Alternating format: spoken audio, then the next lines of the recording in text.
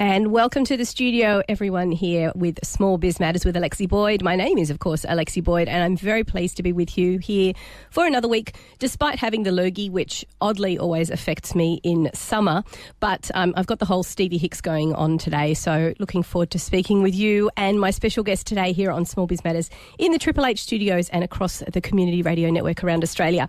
So today we're talking about something that I think is quite poignant at this time of year. It's about getting our act together, starting a new year afresh, some New Year's resolutions, if you will. I'm not a fan of those, by the way, but I think it's a good time to take stock, start to think differently and in a more unique way about your business. And of course, today here on Small Biz Matters, and always, we have guests which are here to educate us. It doesn't matter if you're a plumber or a bookkeeper or a consultant or a restaurateur. We all have pretty much the same issues going on with our businesses, and we are here at Small Biz Matters to solve them.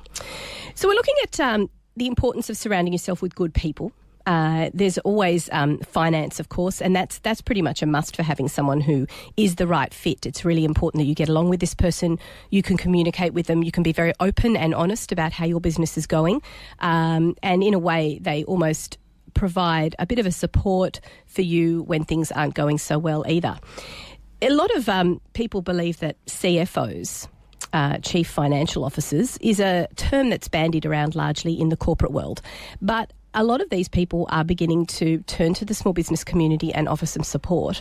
And they want to bring the small business community this incredible value and resource that they have been to the corporate world and bring it to us, which is really great. And today we've got Wayne, who's here, and we're very excited to have you on the show, Wayne. Thank you very much for joining us. Thanks for having me here today, Lexi. Now, today we're going to be talking a little bit about a concept which is your own, which I'm really intrigued by, actually, and it's how a simple bucket can revolutionise your way of thinking when it comes to your business. So, just take me through a little bit about broadly. What's your experience? What's your background? What do you do now? And why is it you're so passionate about helping small business in this way, in this regard, as a chief financial officer?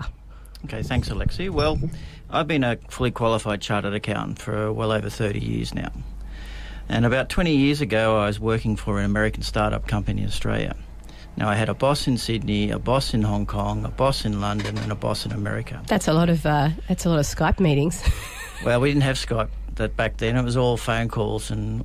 Yeah. Did you have that centre console sitting in the middle of the boardroom table that would communicate with everyone all at once? It was like a little Dalek sitting in the middle talking to you? No, unfortunately, Americans have no concept of time, so it was the mobile at 3 o'clock in the morning every week. Oh, that's painful. All right. They couldn't understand time zones. Mm-hmm. And in the end, I got really sick of the fact that if I was trying to change something in the business, I couldn't because I had to go through 3, 4, 5 people all the time. So I made the decision then that I only really wanted to work with people who could actually make decisions. Mm. And in Australia, when you're looking at businesses, it basically comes back down to small or medium business owners because they're the people who can make a decision, act on it and start doing things. But at the same time, I realised that these business owners couldn't afford to pay me, what I was earning as a corporate salary through the process. Mm. So that's when I decided then to create my outsourced CFO business and basically offer my services on a part-time basis for a fraction of the cost of a full-time employee. So do you think that's something that is quite a difficult jump for people who come out of the corporate world and almost have this presumption that they're going to be earning similar rates, and then they get a bit of a rude shock? Is that a bit of a transition process for people moving out of corporate as consultants into the small business community? Well, it's like anyone working from a corporate job to a consultancy type job. You've got to... When you're in a corporate job, you're not necessarily out there selling yourself to new clients all the time. Mm. Whereas when you move into a consultancy, you've actually got to be pretty active in trying to help promote yourself and get yourself out there so people know you. I was pretty lucky in the beginning. I had a lot of people I'd work with that I bounced from different roles and different organisations through the process. But yeah, it can be hard. And I'm always pretty active. I don't stop today trying to talk to people and get out there and get in front of people. What's your top tip for people who are moving into that consultation world? What's your top tip for keeping, abreast of sales and marketing in that community? Well, I'm mentoring a guy at the moment who wants to move in that sort of process. And it comes back to, while you're in a corporate world, build up your profile, get out there and talk to people. And if you want to be out there, get out there and be in front of people as a thought leader. So get out on places like LinkedIn, all that sort of, and actually put some constructive thoughts out into the marketplace. Get people to think of you as someone who actually has a brain and can use it and has some thoughts. Now, not everyone's going to agree with you, but that doesn't matter. And if you can do that for 3-4 years or whatever, a couple of years, then when you take the step out, you're in a position where you have some sort of following and people you can start talking to. So that transition process is really something you need to lead into. You can't really draw a line in the sand and just go, right, I am now officially a consultant. I'm going to expect the work to start landing in my lap. No, you can't. You've got to do a bit of practice. You've got to, training, put the training wheels on, get yourself ready for it. Do you think LinkedIn is the one and only platform for business-to-business communication? I've been having this big discussion with people out there in the sales and marketing world who still really do believe that Facebook has a place, but I just feel like it's really disassociating itself with the business community, and I get better traction on LinkedIn. What's your opinion on that for consultants? Like, I've got 2 businesses. One deals with personal wealth coaching and one is with the CFO work. So you got a foot in both camps. So Facebook works for the personal stuff, but it's very hard on LinkedIn. And then conversely, for the CFO stuff, the business to business, LinkedIn I find is a better avenue. But even still, I use LinkedIn more as a thought process, and for people can go look up and say, "Hi, he's active, he does think." I don't really use it as a marketing tool. I really like what you're saying there, is that you actually think for yourself. You're not just regurgitating other people's articles or other people's thoughts and just going, yeah, this is really good. You're actually creating new content. What's the best avenue, do you think, for doing that, creating content to position yourself as the expert? Anyway, as long as you get content that someone wants to listen to and adds value, then you put it together. Sometimes it's video, sometimes it's easy just to do just article posts, whatever. Just get content out.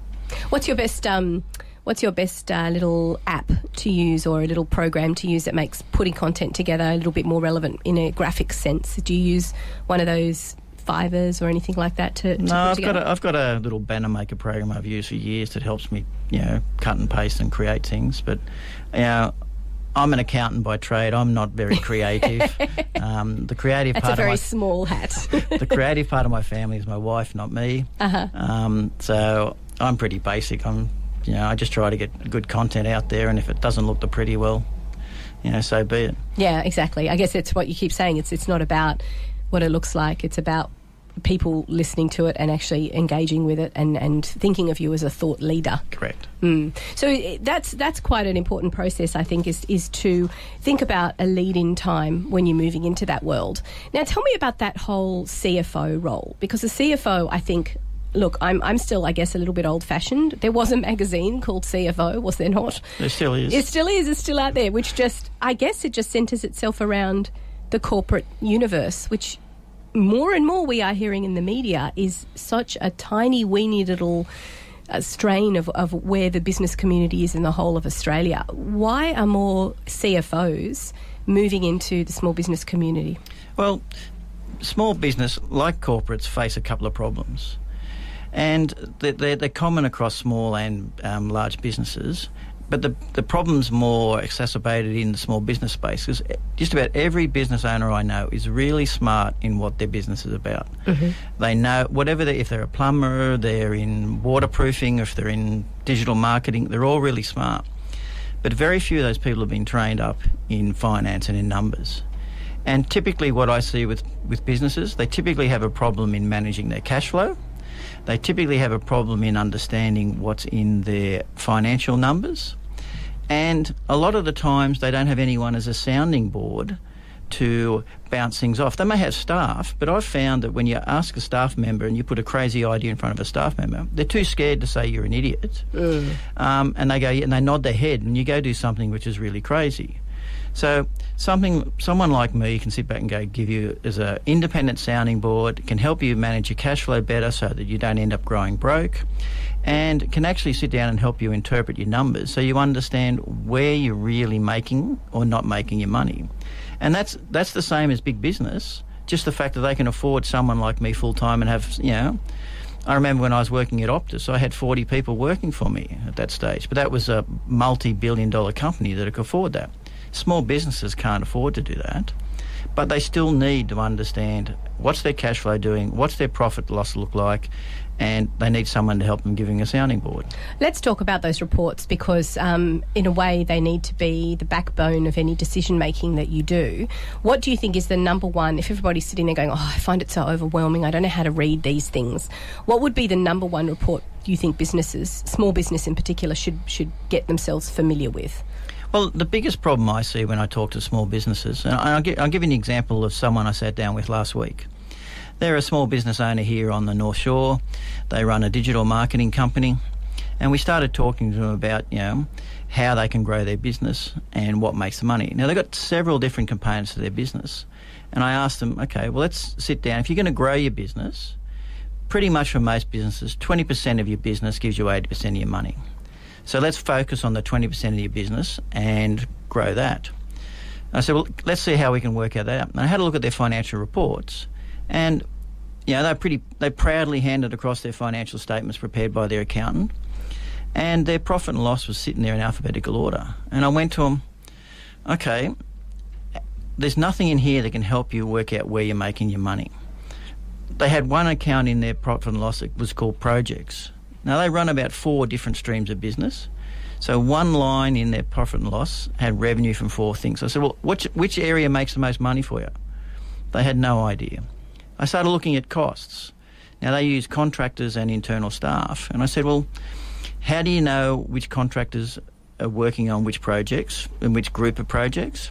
And in your staff, how much staff are you using on projects versus how much are you using on intern? I said, at the end of the day, I can't look at your profit and loss, and you can't look at your profit and loss and tell me whether social media marketing or SEO or website building is your most profitable business stream.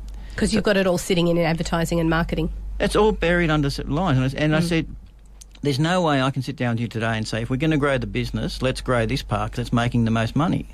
They had no idea where their business was sitting there. And all the profit and loss basically was useful for.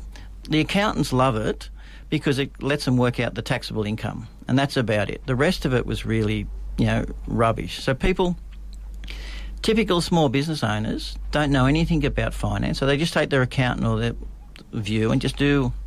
If you get your typical Xero or Quicken or whatever, the chart of accounts is in alphabetical order. They go, that must be right because that's the typical view. And they never use templates. Templates do not represent your business. Yeah.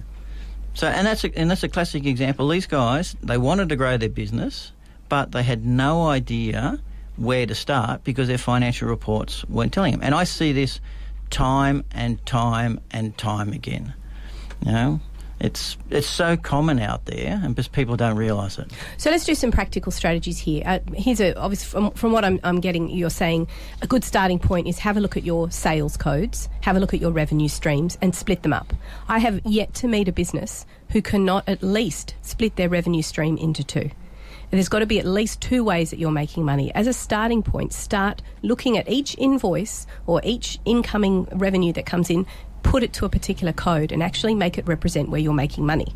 And then also another good tip is to look at maybe their staffing and encourage their staff to put a very basic timesheet together where they're just logging their hours against a particular task. And it doesn't have to be overly complicated. It doesn't have to be 8 or 10 different ways that they're spending their time, but it's more, are you spending it, as you indicated, are you doing it on social media marketing, if we use our example that you had earlier, or are you doing it on internal stuff, or are you doing it on website building?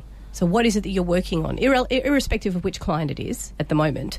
But just, do you think that's a good basic starting point to make that chart of accounts mean something? Well, the easiest way I think about talking to people about it, and that's why I created the bucket concept. I go to people and say, look at your business and break it down into your main activities. And then think of each of those as a bucket. Then in that bucket, you want to put any revenue related to that bucket, any costs related to that bucket.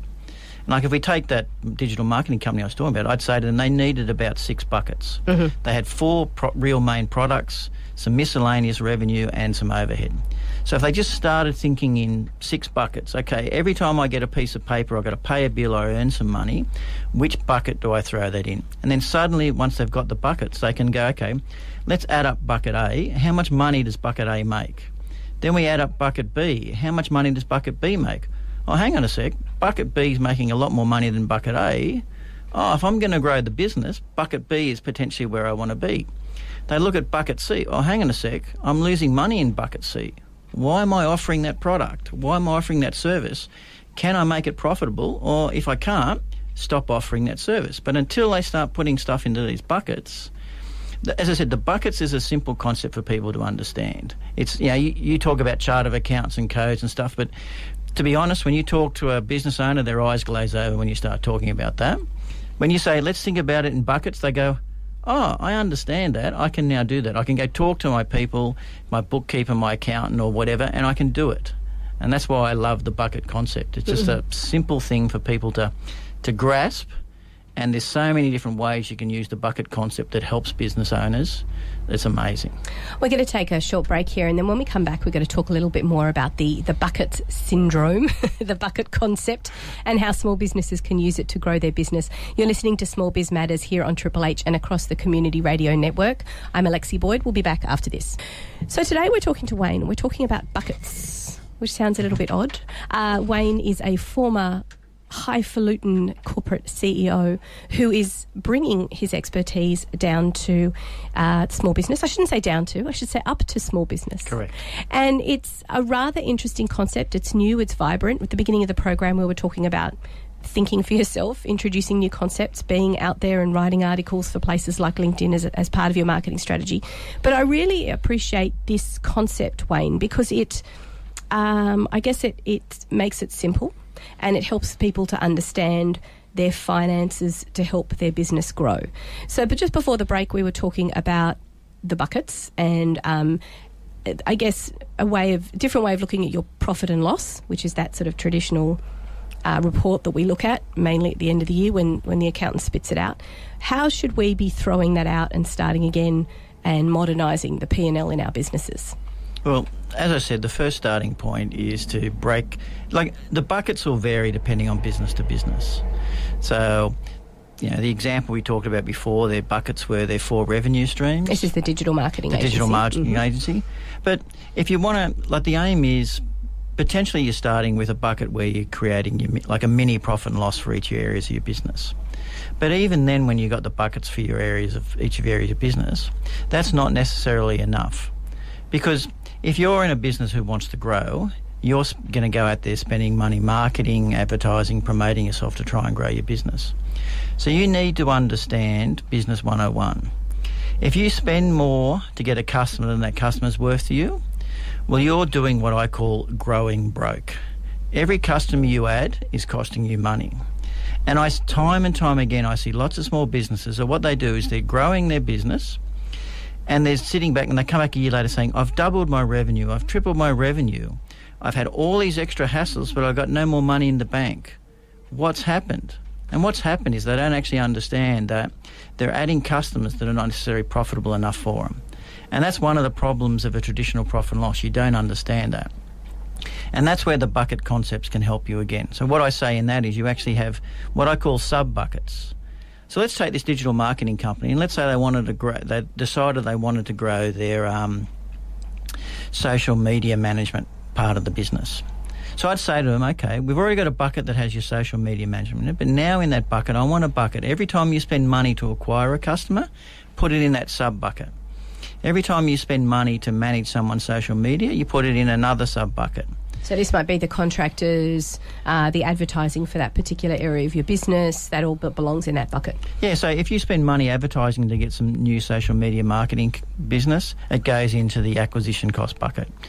If you pay a contractor to actually manage someone's social media, it goes into the basically direct cost of sales bucket. If you spend time, you pay for marketing or whatever, so you can understand what you're spending to get a customer and what it's costing you to run a customer.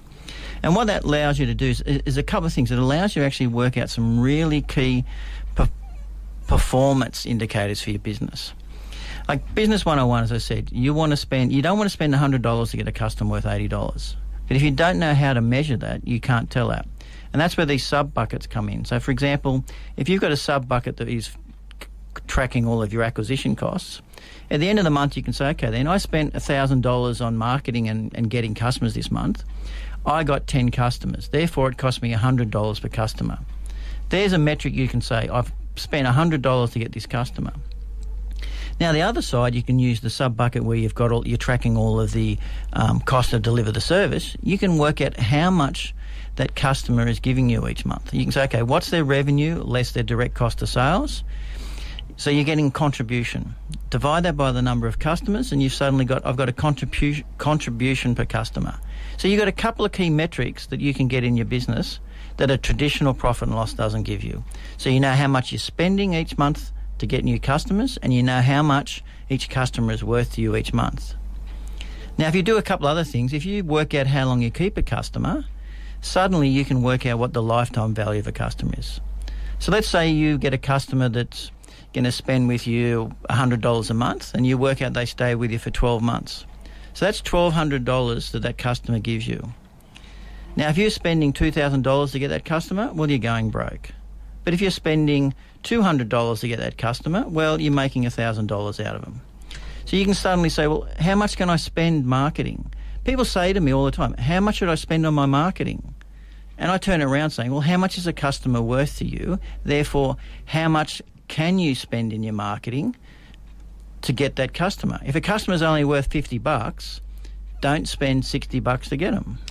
Do you need to think of, and I haven't come across this concept before, just chatting to you now, I'm beginning to think that it's a before, during and after for a new client. So the before is the acquisition, how much are you spending to get that? The during is what is that person worth to you, which obviously is going to be impacted on the before costs. And the after is how long have they been with you? So there's almost a three-phase understanding of what that client is over the lifetime. How long were they there? How long did it cost you to get them? And at the end, what were they worth to you per month now that you've had them for a specific length of time? Correct. And if you take your traditional profit and loss, it's not in a format that you can actually work out financially what that means. Some people will go, I think a customer's worth X, or I think it cost me Y. But without actually sitting down and doing the numbers, it's really hard to do it. And as I said, time and time again, I've seen businesses grow and grow broke because they're throwing all this money to grow their business, not understanding that they're spending more than they're getting back. Now you're talking, and my brain is building spreadsheets as we speak. It's quite funky, actually. I've got this little matrix thing going on. But what do you say to people who are just not wired that way, who do not necessarily automatically start putting numbers into boxes and understand what you're saying from an Excel-y, spreadsheety kind of way? How do you speak to them and get them to understand that the numbers mean something, but they don't? You might not necessarily be able to put them into a format. Well, the format's to some extent irrelevant. What I say to small business owners is most small business owners, if they've got a bookkeeper or someone helping them through the process doing the numbers, if you explain the concept to them that you want to understand buckets, like for example, Alexi's a bookkeeper. If you went to Alexi and said, Alexi, Wayne's told me that we need to start tracking stuff in buckets. Can you tell me how in Xero I can do that? And Alexi's going to come back and say, we can do this, this and that. And suddenly your bookkeeper is now putting your stuff in buckets for you. And then you say to your bookkeeper, now give me some reports to tell me how much money I'm making on this part of my business. I don't want to see a total. I'll see a total profit and loss, but let's put the stuff in buckets. Now, Alexi, I now need to track my acquisition costs. Can you help me work out how I track my acquisition costs for that bucket? I don't tell business owners to do it because that's not their skill set. They want to focus on what they're good at. What they need to do is make sure that their support resources, like their bookkeepers or their accountants, can do it for them. And let them crunch the numbers, do the work, and then produce meaningful reports that the business owner can use. Then you can make decisions. So this is almost a must, really, for business growth, in your opinion?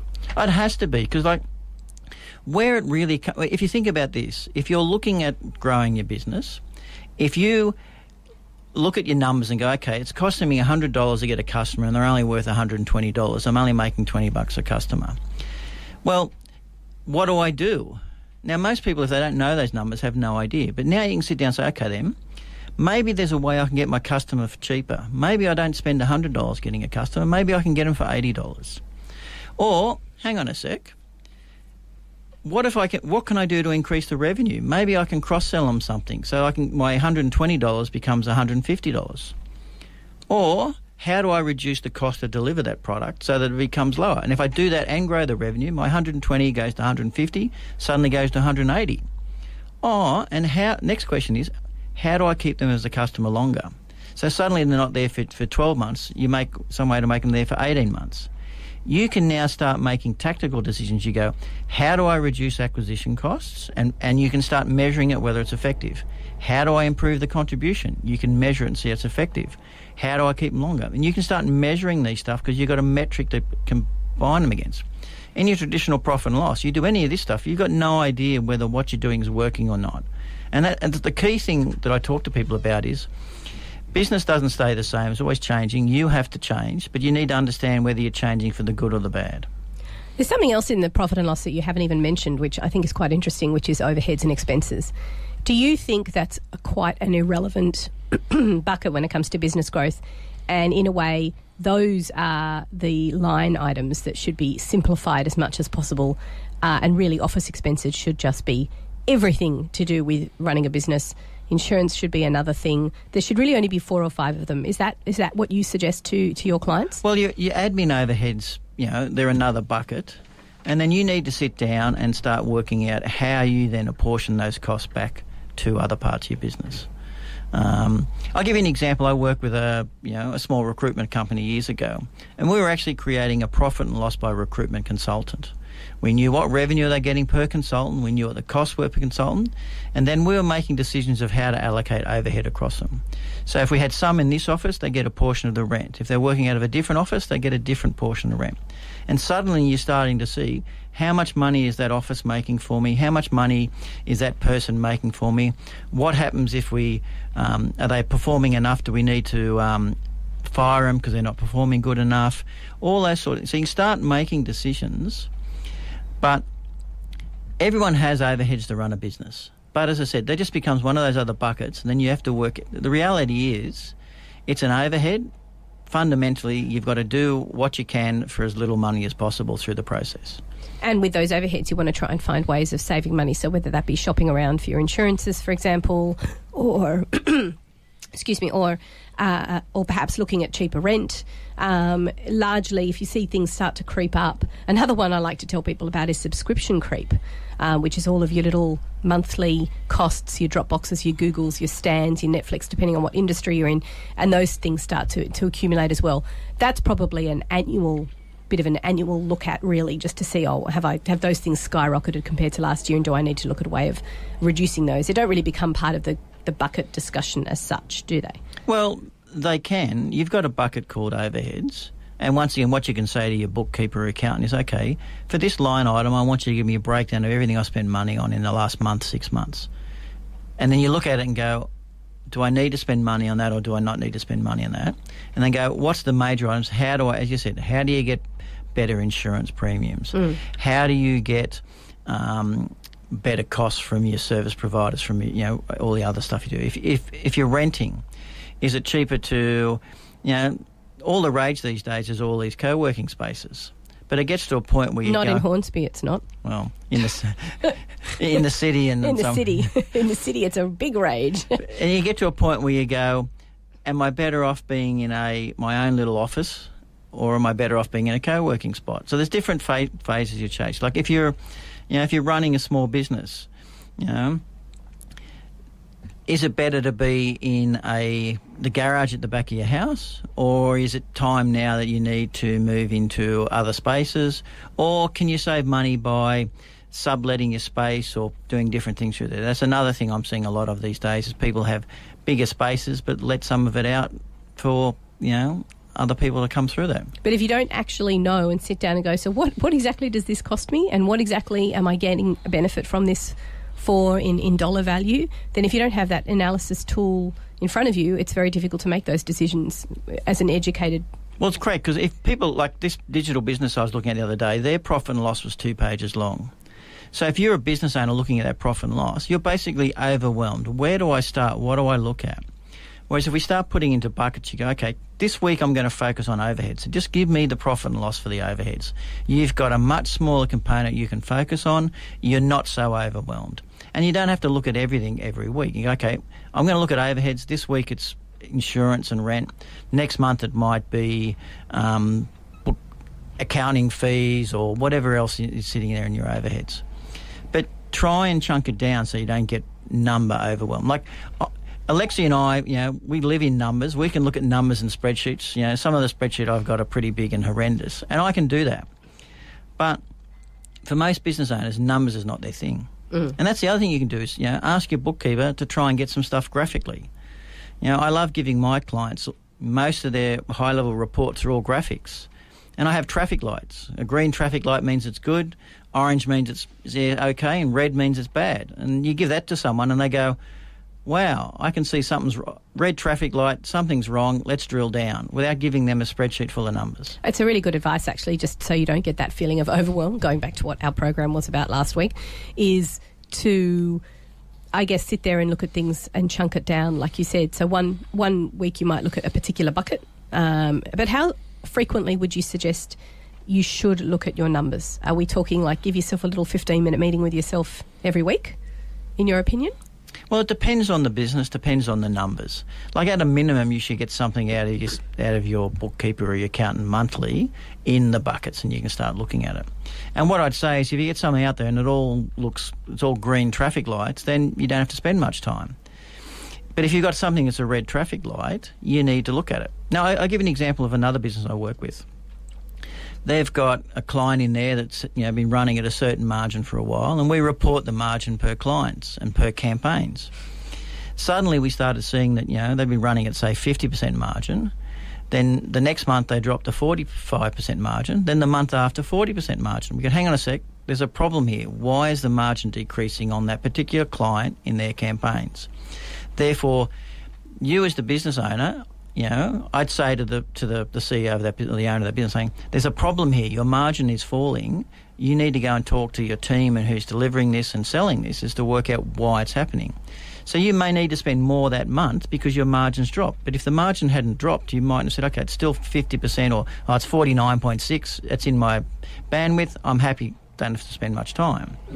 The aim is really have reports and information in front of you that flag the red traffic lights. Tell you when things are going outside your norm, then you can do something. And the sooner you do that, the better. I think it's really important as well to know who you're discussing this with. So you mentioned, this particular aspect that is dropping.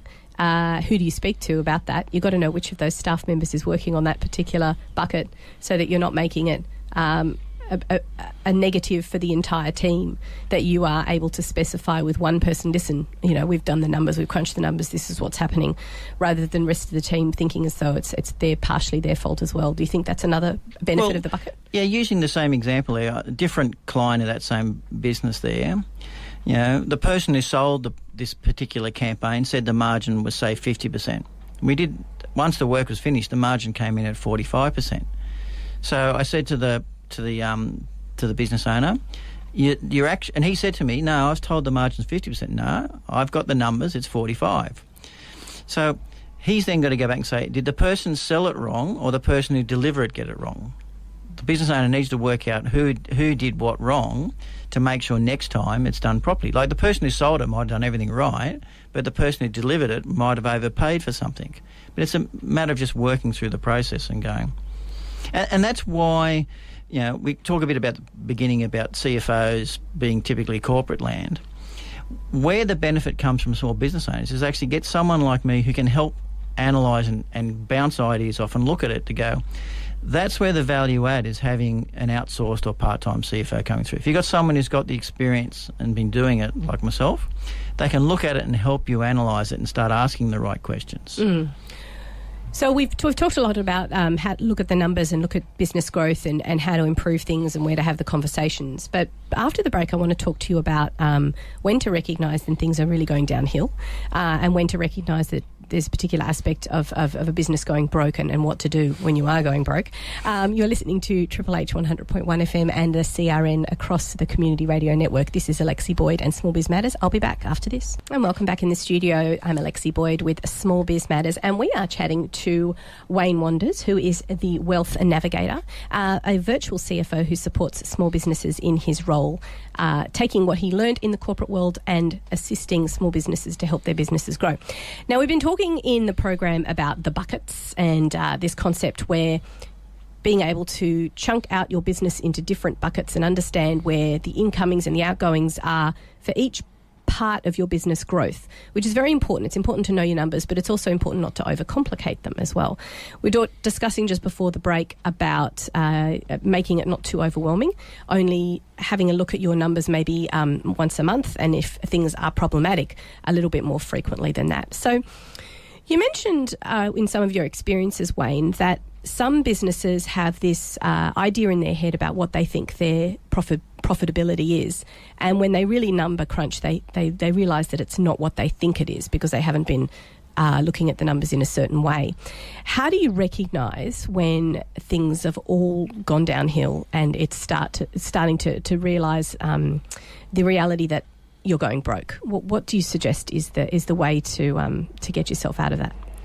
The first thing I'd say to most people is the fact that most small business owners, as I said, are great at running their business because they don't understand the numbers. They're very poor at managing their cash flow. Just about the most common thing I do when I get a new client is actually sit down and do a cash flow forecast for them, because that basically then lets them go, okay, am I running into a problem where I'm going to have a cash flow window where I'm not going to have enough money? Because if you knew today that you're going to have a cash flow problem in 6 months' time, isn't it better today to know about it? And it's actually quite funny. We're talking in the middle of January, and for the typical small Australian business, guess what? January is your baddest month for cash flow. I'd bet that probably 80% of the small business owners out there at the moment are watching their cash flow this month because they may have had a great lead up to Christmas, but the customers, typically small business gets shafted before Christmas. Big businesses don't pay them. They go, we want cash in our balance sheet for December, so we won't pay them pre-Christmas. Oh, and by the way, we're all on holidays to the end of January, so no one pays you till the end of January. But if you know that and you've got a cash flow forecast that says, I'm going to be tight in the middle of January, what do I do? What steps can I do? How do I reduce my cash burn so that I've got money to pay what I need to do? And that's the typical thing I find, is if people don't actually have that cash flow projection, they don't know when they're going to potentially have a window. Is it just as simple as looking at your last 12 months and saying of the profitability of each of those months, was January clearly a really low month? Most business owners will know if they've got very little cash in January because they've been through it time and time. It's unfortunately, that's the Australian cycle. You know, there is some small businesses who have a great month in January, but there's a lot of them where business slows down, they're trying to have a holiday, and at the same time cash slows down. And different things happen. You just got to work out how it comes through the process. Looking at what's happened in the last 12 months, like I always go back to the last 12 months, 2 years, to get an idea of what's happened historically, so that when I'm projecting forward, I've got an idea, am I being realistic? Are we being realistic, or is the business owner being too aggressive? And what can the business owner do if they're realising, the reality is they're going broke? Well, let's say they're going to have let's take now it's January, and you're sitting there going, oh, hang on a sec, I'm going to be really tight for cash this month. And I really had a great December, and I've got this huge B.A.S due next month. But the problem is, if I pay my B.A.S, I'm not going to be able to pay my staff. So what they can do today is go, okay, why don't we call, you've had the ATO on, call the ATO, like some people say the ATO are not really nice people. But if you get on the front foot with the ATO and say, listen, I've got a problem in this month because I've had a really great December quarter, I've got a really big B.A.S bill due to you guys, but I'm having a really slow January, and I'm not going to be able to pay, I don't think I'm going to be able to pay my B.A.S bill when it comes through in February. Can we get a payment arrangement in place? Now, if you get on the phone on the front foot, suddenly you can go, okay, rather than having to pay 30 grand to the ATO in February, maybe it's 10 grand, 10 grand, 10 grand. It can even be extended out over 2 years. Oh, yeah. I've had clients that have gone out 3-4 years. But do bear in mind that once you've got one arrangement in place for a B.A.S, you can't keep adding on to that. So pick and choose which one that you want to have on the arrangement. Make sure it's the biggest one. And often it is, because it's the December quarter for the majority of businesses. Like you said, it's the corporates trying to squish in as many expenses as they can before their money runs out in the end of the year, if they're on that sort of cycle. Or it might be the June cycle. So you tend to sort of have big months around that period of time, which means that you've got a big B.A.S bill. Yeah, but it may not be the ATO, it may be someone else. But if you can sit down there and work, if you know that you're going to have a problem, and if you know 2 or 3 weeks ahead, you've got 2 or 3 weeks' time to run around. If you work out the day before your B.A.S is due that you're not going to be able to pay it, Running around on that last day trying to sort it out is a nightmare. And to be late is even worse. Correct. Yeah, so you're not going to get on the front foot if you're already on the back foot, particularly with people like the ATO.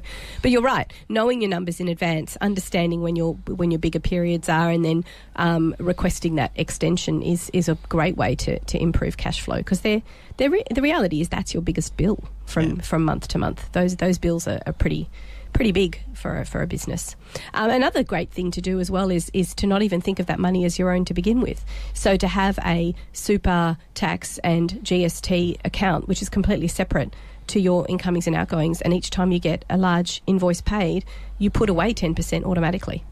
And the nice thing about that, I find, is that a lot of people say, oh, at the end of that I get a little bit of a bonus because I've managed to, expense a number of GST expenses as well, so I get a little bit of that money back.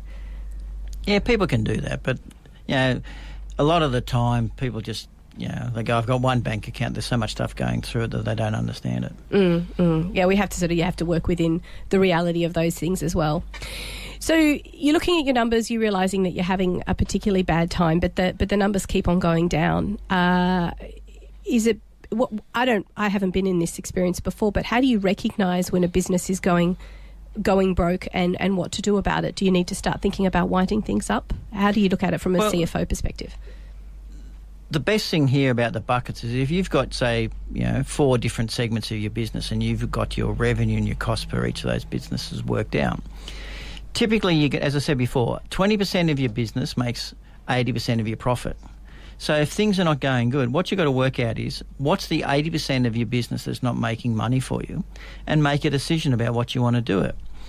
Maybe it's that customer that you no longer want. Like sometimes, people don't want to lose customers, but sometimes you might say, well, I've got this customer, but I'm actually losing money by having this customer.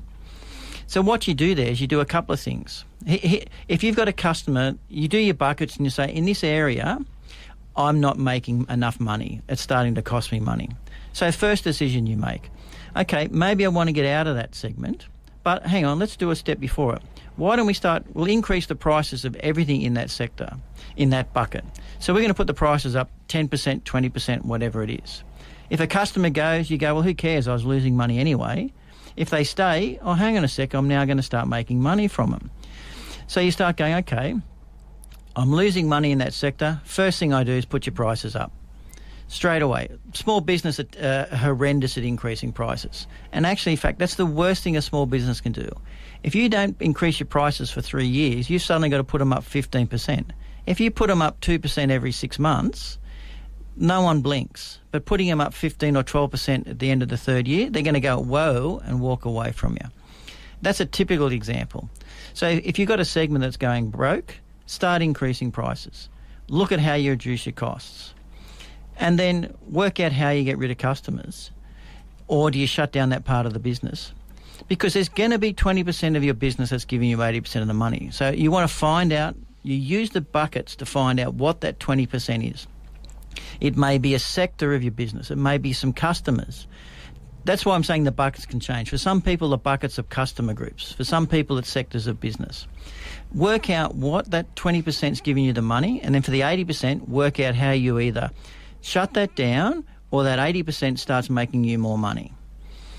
It's really good advice, actually, because I like the fact that, the buckets are not this strictly project-based idea, but actually they could be, like you said, they could be a particular client, they could be a sector of your business, a particular way that you're making a revenue stream compared with another way, or they could be seasonality as well.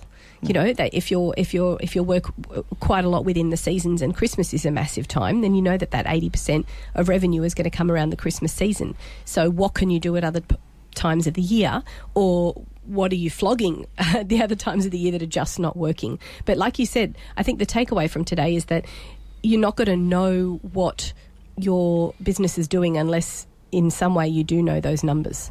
You have to have the information in those buckets. Without it, you are flying blind.